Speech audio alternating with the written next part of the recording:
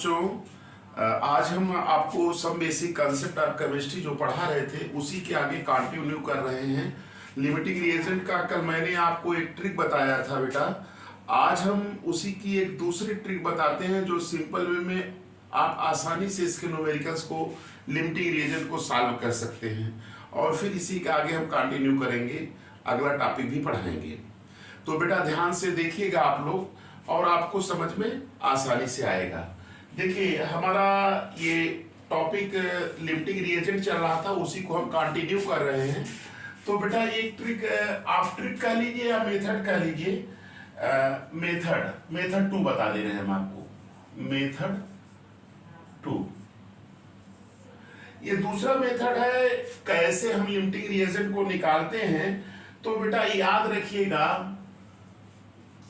By the ratio of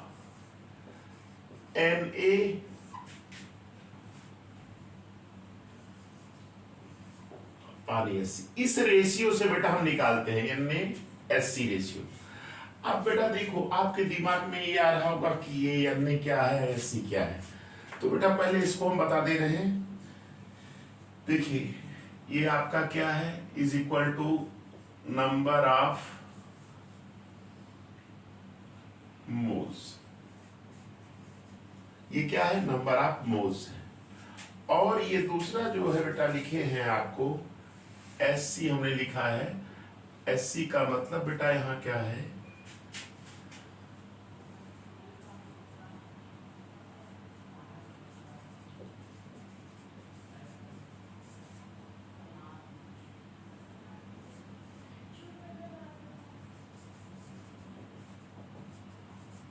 ये है बेटा स्टोइकियोमेट्रिक कोएफिशिएंट।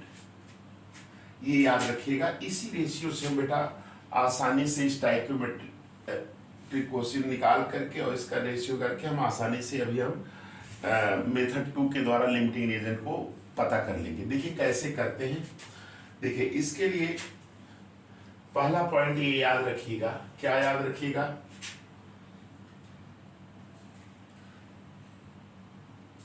पहला पॉइंट याद रखिएगा कि बेटा हम क्या करते हैं, फर्स्ट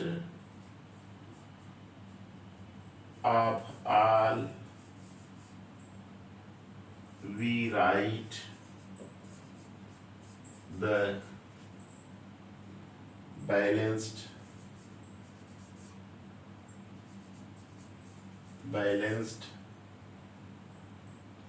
केमिकल इक्वेशन। बेटा सबसे पहले हम क्या लिखते हैं, बैलेंस्ड केमिकल इक्वेशन लिखते हैं। दूसरे नंबर पर बेटा हम क्या करते हैं, right the number of moles of reactant and product, reactant and products in the equation। एक चीज बेटा हमने क्या किया, पहले हमने बैलेंस्ड केमिकल इक्वेशन लिख लिया, फिर दूसरी बार हमने right the number of moles of reactant and products in the equations लिख लिया। तीसरे नंबर पर बेटा इसी को याद रखिएगा, क्या करते हैं, राइट दियर STOICHIOMETRIC स्टोइकियोमेट्रिक कोफिशिएंट ब्रैकेट में बेटा हम SC इसको लिखेंगे, याद रखेगा कोफिशिएंट। जैसे एग्जाम्पल में बेटा हमने क्या लिखा है, जैसे A + 2B एरो 3C ये बेटा है। इसमें बेटा नीट में क्वेश्चंस, बहुत सारे क्वेश्चंस नीट में आए हैं। इन पॉइंट्स को आप देख करके नीट के भी क्वेश्चंस को आप सॉल्व कर सकते हैं, और आप अपने जो एकेडमिक जो स्कूलों में एग्जाम्स होते हैं उसमें तो आता ही है, तो इसको भी आप सॉल्व कर सकते हैं। तो ये बेटा याद रखिएगा, ये रेशियो निकालेंगे और ये पॉइंट्स को याद रखिए। इन्हीं पॉइंट्स के माध्यम से आप लिमिटिंग रिएजेंट को आसानी से निकाल लेंगे, है ना। तो अब कैसे निकालेंगे, देखिए ये पॉइंट्स आप नोट कर लीजिएगा। इसके बाद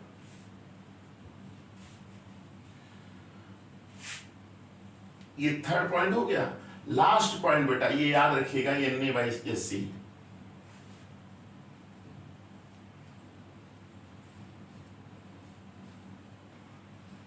नोट कर लिए सब लोग, चलिए ठीक है।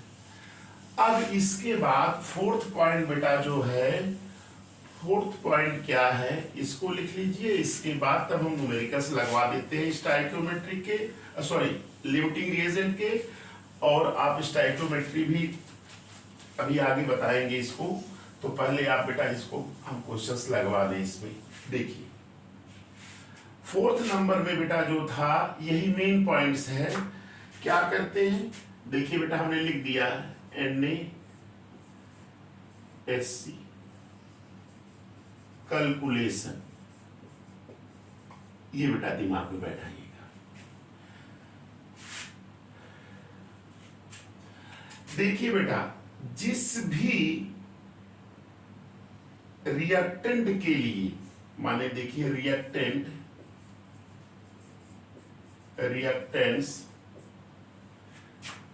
रिएक्टेंट ऐसे लिखिएगा, the reactant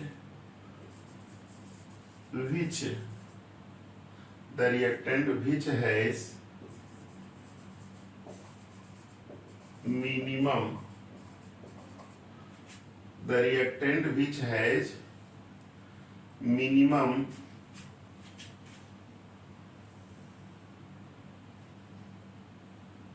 ratio of NaSC, इसी को बेटा क्या कहते हैं, इसी को बेटा हम कहते क्या हैं, लिमिटिंग रिएजेंट। क्या कहते हैं, लिमिटिंग रिएजेंट। क्या कहते हैं, लिमिटिंग रिएजेंट। ये फोर्थ पॉइंट था, और अब दिमाग में बैठा लीजिएगा, ऐसे भी याद कर सकते हैं। जिस रिएक्टेंट के लिए ये रेशियो Na/SC, ये रेशियो क्या रहेगा, स्मॉलर रहेगा। क्या रहेगा बेटा, स्मॉलर रहेगा, वही आपका क्या कहलाएगा, लिमिटिंग रिएजेंट होगा।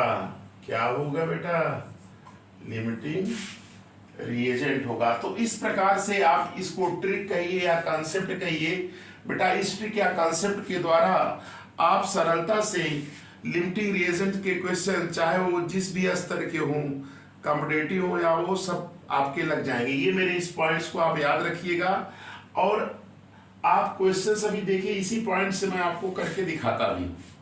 ठीक है बेटा, नोट कर लीजिएगा इसको। देखिए क्वेश्चंस मैं लिख रहा हूं और इसके बाद उसको मैं करके दिखाता भी हूं आपको।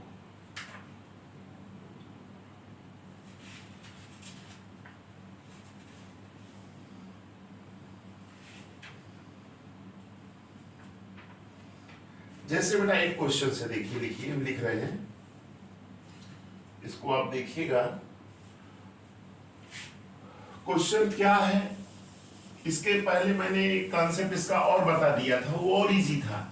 तो दोनों कॉन्सेप्ट में से आप जो भी अप्लाई करेंगे, आपके सारे क्वेश्चंस लिमिटिंग रिएजेंट के एकदम सरलता से लग जाएंगे। आप लोग को घबराने की कोई बात नहीं। जैसे मैं क्वेश्चंस लिख रहा हूं बेटा, क्वेश्चन क्या है, क्वेश्चन मेरा है 1 मोल ऑफ, इधर छोड़ दे रहे हैं, न्यूमेरिकल लिख रहे हैं, इधर सॉल्व करके बता देंगे। 1 mole of A and 1 mole of B लिए, 1 mole of A and 1 mole of B are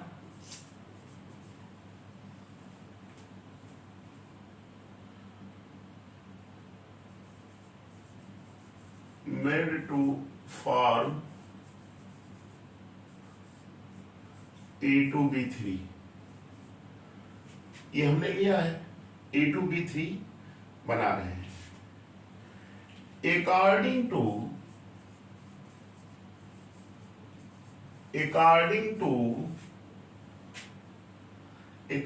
to the following equation, according to the following equation, ये इक्वेशन दिया हुआ है कि ऐसे बन रहा है। देखिए मैं लिख दे रहा हूं बेटा, 2A 3B एरो A2B3, ये इक्वेशन है। अब इसमें कह रहा है क्या, आइडेंटिफाई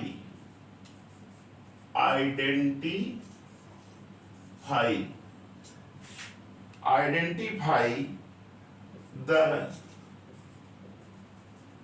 limiting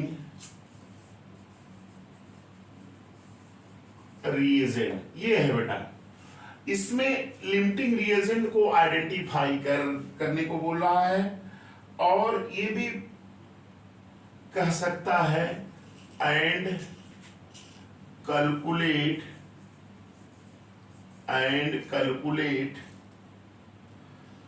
the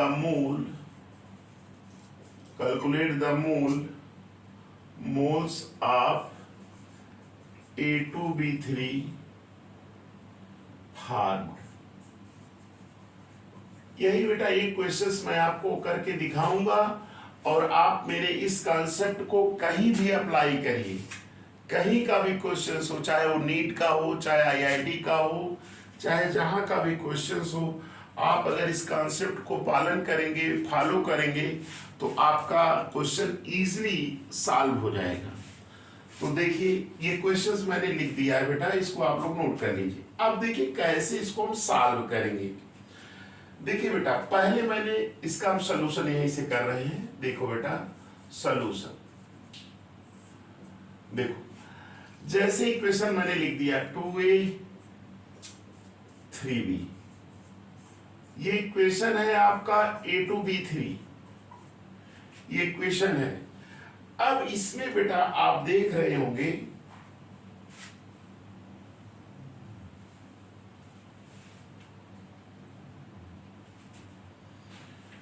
ये कितना है बेटा 2 मोल, ये कितना है बेटा 3 मोल, ये कितना है इधर 1 मोल है। इक्वेशंस को देखने से लग रहा है ना। देखो कैसे इसको सॉल्व करेंगे, लिखेंगे सिंस 2 मोल ऑफ ए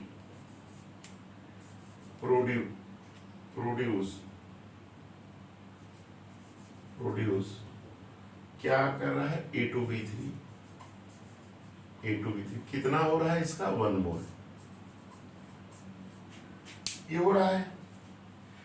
इसलिए ये दिया ना 1 मोल कितना प्रोड्यूस करेगा 1/2 इज इक्वल टू क्या आएगा 0.5, ये वैल्यू आ रही है। अब बेटा देखो इसी तरह से यहां देखो 3 mole, since 3 mole of B produce A2B3 कितना हो रहा है 1 है कि नहीं। ये भी 1 मोल दे रहा है, वो भी 1 मोल दे रहा है बेटा ना।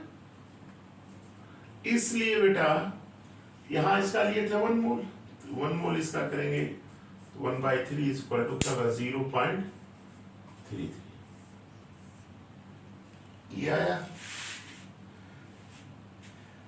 अब बेटा इसमें कौन सबसे स्मॉलर है, देख रहे हैं ये आपका 0.5 मोल है, ये क्या है 0.33, तो कम तो यही है। तो याद रखिएगा कि यहां पे लिमिटिंग रिएजेंट कौन है, लिमिटिंग रिएजेंट कौन हुआ, लिमिटिंग रिएजेंट बेटा कौन हुआ, बी हो गया। और ये जो लिखा है कि ए टू बी फार्म, तो याद रखिएगा smaller amount will be form, तो कितना होगा ए टू बी फार्म का अगर बात करता है, ए टू बी 3 अगर फार्म करता है तो कितना होगा 0.33 मोल। ये आपका क्वेश्चन सॉल्व हो गया बेटा, क्लियर।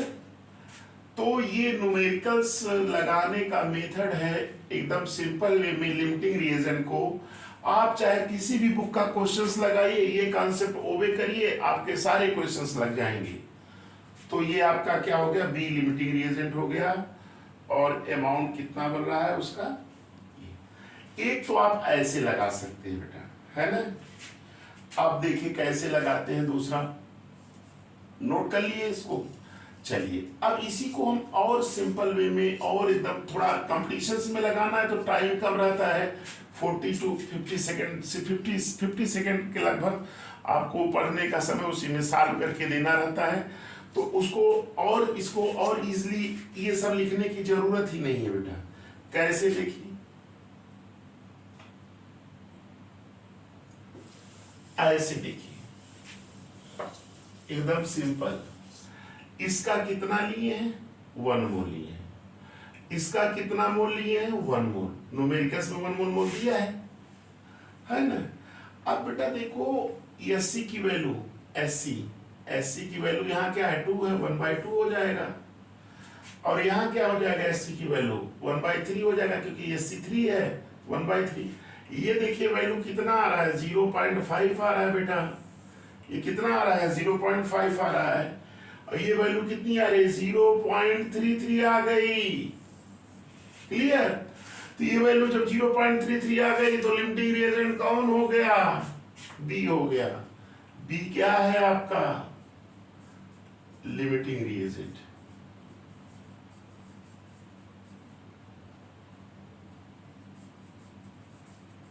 ये बी क्या है आपका लिमिटिंग रिएजेंट, और इसका जो फॉर्मेशन होगा वही उतना ही होगा 0.33 मोल्स होगा, है ना।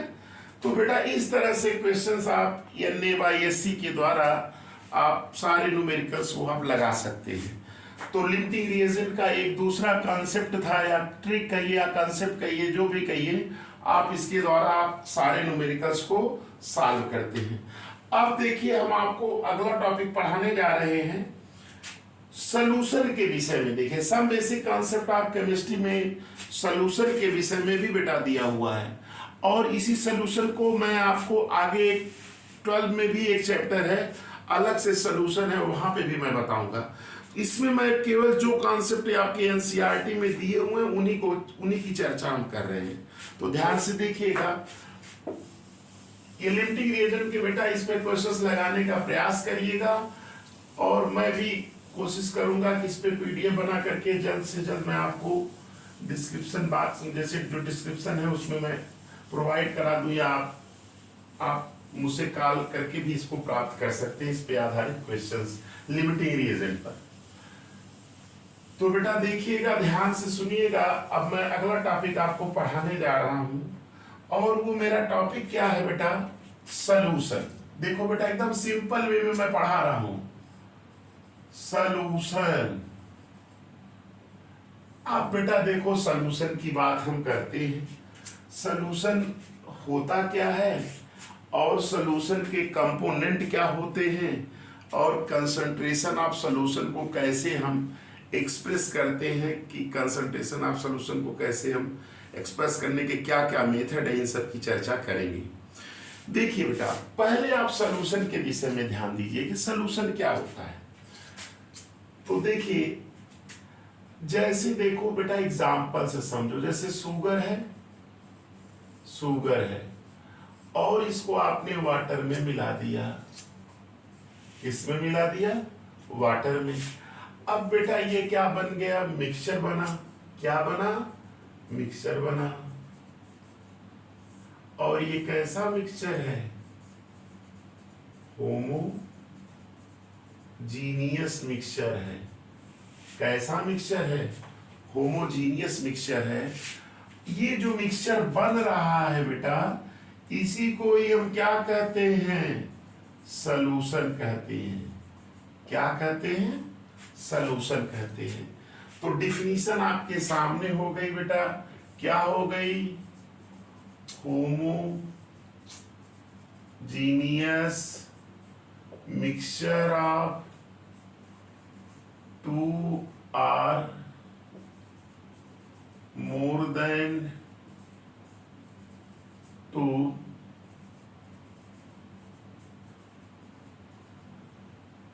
substances is called solution। बेटा क्या है, homogeneous mixture of two or more than two substances is called solution. तो सॉल्यूशन बेटा क्या होता है, होमोजीनियस मिक्सचर होता है। किसका मिक्सचर हो सकता है, दो सब्सटेंस का या दो से अधिक सब्सटेंस का। जैसे वाटर के साथ यहाँ पे साल्ट भी ले ले, तो ये आपको समझ में आ गया होगा। Homogeneous mixture of two or more than two substances is known as solutions. Clear. अब बेटा देखिए, दूसरा टॉपिक हम आपको बताने जा रहे हैं इसी से रिलेटेड, कंपोनेंट ऑफ सॉल्यूशन। क्या बताने जा रहे हैं बेटा, कंपोनेंट ऑफ सॉल्यूशन।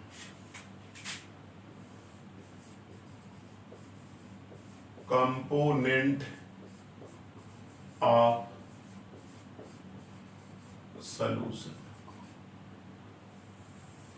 सॉल्यूशन का कंपोनेंट बेटा याद रखिएगा, इसके दो कंपोनेंट होते हैं। कितने कंपोनेंट होते हैं, टू कंपोनेंट। पहला क्या होता है, सॉल्यूट होता है, और दूसरा क्या होता है, सॉल्वेंट होता है। क्या होता है, सॉल्वेंट। सॉल्यूट और सॉल्वेंट, ये दो कंपोनेंट होते हैं। सॉल्यूट किसे कहते हैं बेटा, सॉल्यूट हम उसे कहते हैं जो लेसर अमाउंट में प्रेजेंट होता है, प्रेजेंट इन लेसर अमाउंट, जो कम मात्रा में होता है। और सॉल्वेंट किसे कहते हैं, प्रेजेंट इन लार्जर अमाउंट। जो ज्यादा मात्रा में होता है उसे हम सॉल्वेंट कहते हैं, जो कम मात्रा में होता है उसे हम क्या कहते हैं, सॉल्यूट कहते हैं सॉल्यूशन में। क्लियर। अब बेटा इसके आगे हम चर्चा और कर रहे हैं टाइप्स ऑफ सॉल्यूशन की। देखिए सॉल्यूट क्या होगा, प्रेजेंट इन लेसर अमाउंट में जो रहेगा उसे सॉल्यूट कहेंगे। सॉल्वेंट किसे कहेंगे, जो लार्जर अमाउंट में रहेगा उसे हम क्या कहेंगे, सॉल्वेंट कहेंगे। अब बेटा सॉल्यूशन में अगला टॉपिक हम पढ़ने जा रहे हैं टाइप्स ऑफ सॉल्यूशन। इन सब की चर्चा बेटा अभी मैं 12 में एक चैप्टर है सॉल्यूशन, वहां पे भी डिस्कस करूंगा। तो ये आप देखते रहिएगा, इसमें घबराइए नहीं, बहुत सिंपल वे में हम आपको समझा रहे हैं, समझ में भी आ जा रहा होगा। अब बेटा देखो टाइप्स ऑफ सॉल्यूशन। देखो बेटा टाइप्स ऑफ सॉल्यूशन में मैं अगर ये कह दूं कि सॉल्यूशन कितने टाइप्स का होता है, 9 टाइप्स। कितने टाइप्स का होता है, 9 टाइप्स। देखो कैसे होता है, जैसे सॉलिड हो गया, लिक्विड हो गया और गैस हो गया। इधर बेटा क्या है, सॉलिड है, ये क्या है, लिक्विड है, और ये क्या है आपका, गैस। तो अब देखो बेटा इसको,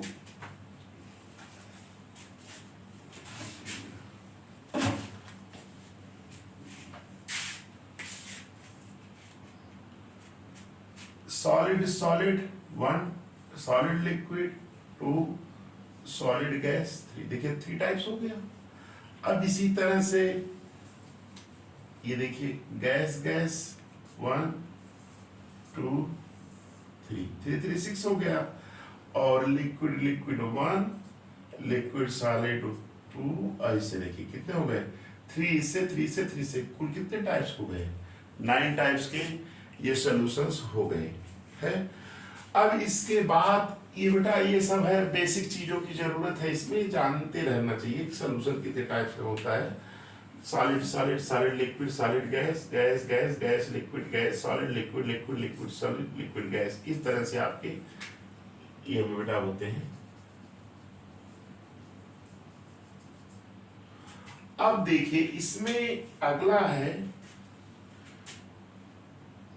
कंसंट्रेशन। इसको एक्सप्रेस, इसके जो कंसंट्रेशन टर्म को एक्सप्रेस करने के डिफरेंट मेथड दिए गए उनके नाम को हम लिख दे रहे हैं, और इसके बाद इनकी हम एक एक करके चर्चा करेंगे विथ न्यूमेरिकल्स। जैसे देखिए एक क्या होता है नॉर्मेलिटी होता है, क्या होता है नॉर्मेलिटी होता है, क्या होता है नॉर्मेलिटी। दूसरा क्या होता है मोलरिटी होता है, क्या होता है मोलरिटी। तीसरा क्या होता है मोललिटी होता है,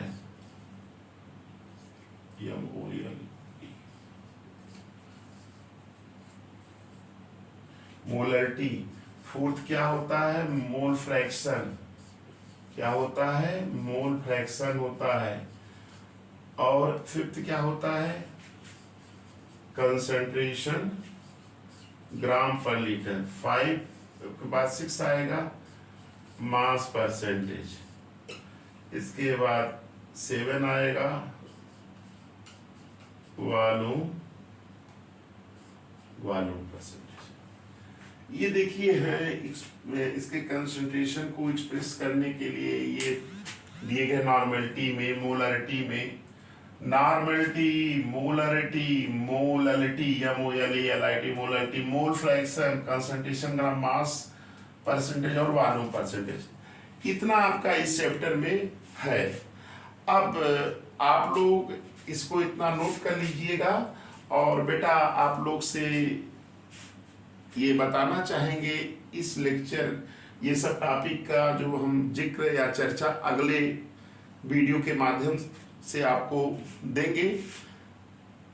आप लोग से रिक्वेस्ट है मेरे चैनल को लाइक करिए, सब्सक्राइब करिए, और मेरे हौसले को इसी तरह से बढ़ाते रहिए, और मैं आपको केमिस्ट्री के ढेर सारे कॉन्सेप्ट को एकदम सिंपल वे में बेटा क्लियर कर दूंगा।